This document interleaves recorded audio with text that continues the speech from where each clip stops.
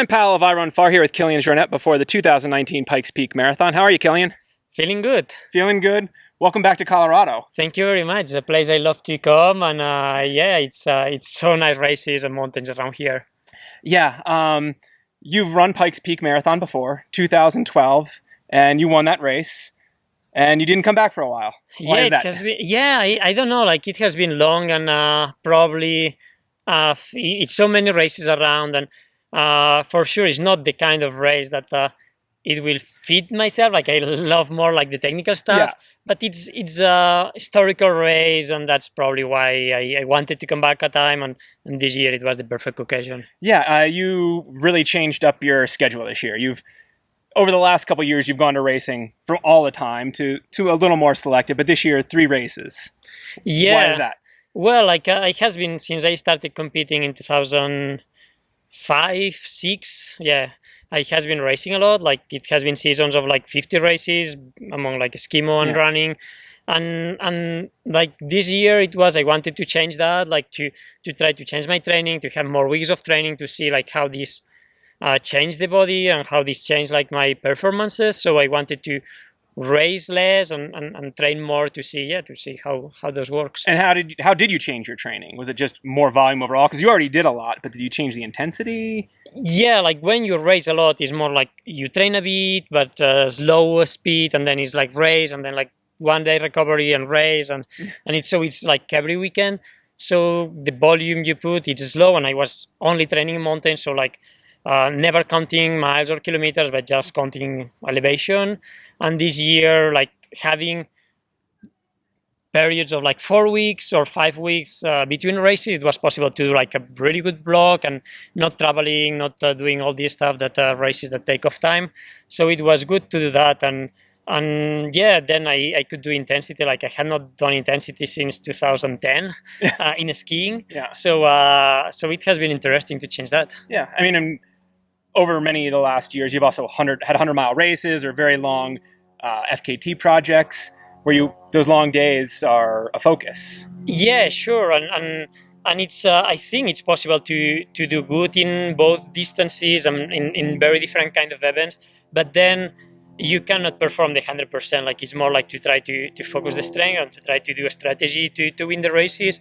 But then it's hard. Like sure that after 100-mile, like the week after Hard Rock, I have run like Dolomites Sky Race sometimes, and you can win, but I think like you need to really play strategy, and I wanted to change a bit that to try to focus more on pushing. And does becoming a father make that a good choice for this year to change up? Sure, yeah, because mostly it's much less traveling. So we wanted to stay home with our daughter and yeah, not be traveling like all the time around. So yeah, it has been changed, and it has been good to be home all the time. And have there been any challenges associated with making that transition? Well, like not really. Like our daughter, she has been really kind to us. So like both Emily and me could train like good, and no, the change like I would say like it's not that I want to race this much, because I have done that for long. So it's maybe finding motivation in other projects, but still like I am someone who likes competition. So like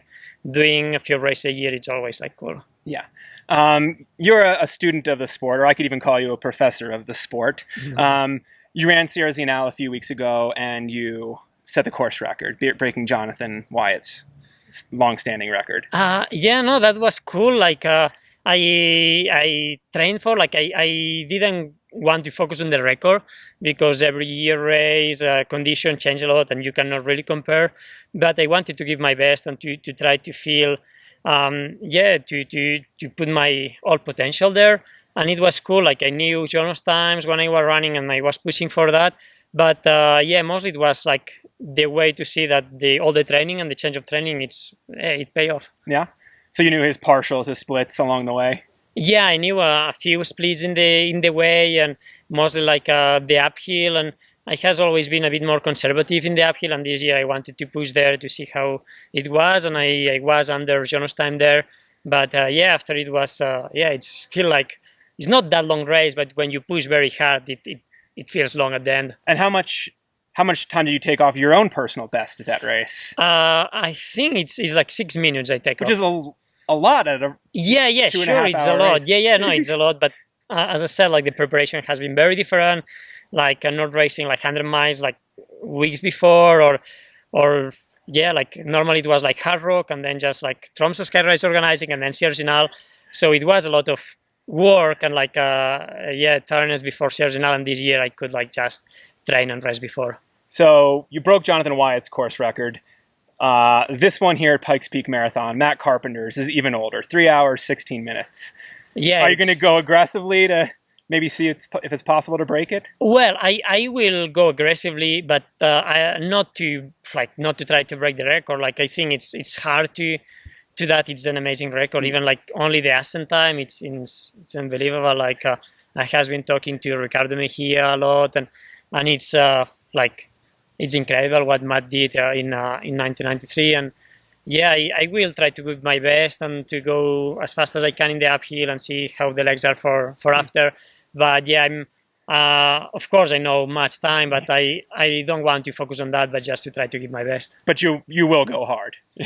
Yeah, we'll try. Yeah, if the legs are feeling good like Serginal, I want to like. I don't have a race the week after, so I can give everything and then just because the last time you did Pikes Peak Marathon, you weren't even climbing. You were 3 hours 40. Something like that. Yeah. So you think you can take a lot of time off that? Yeah, I think so. Yeah.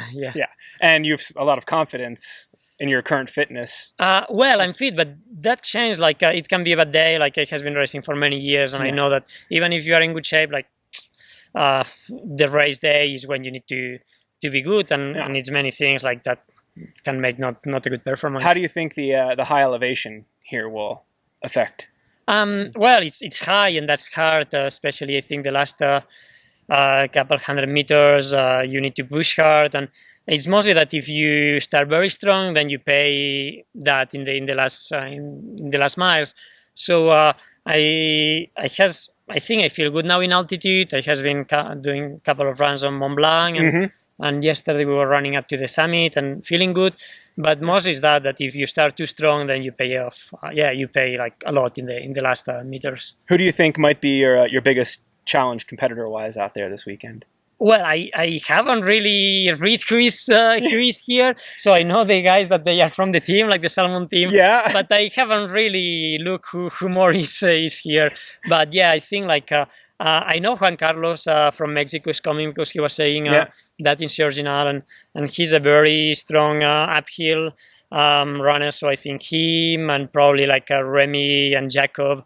Is Bartolome here? I haven't seen him. Okay. I don't know, but I think probably Remy, Jacob, and Juan Carlos.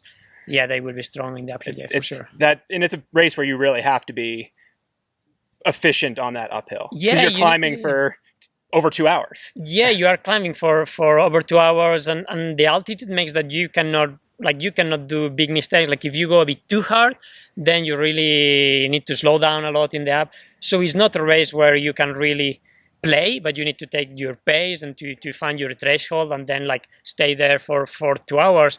And that's hard because like if you see someone that is pushing hard and you want to follow, you don't know if he will blow up and then you will blow up with him. So it's really important to keep the steady pace all the way. It'll be fun to watch out there. Yeah, it will be fun, yeah. Best of luck and enjoy. No, thank you. Thank you.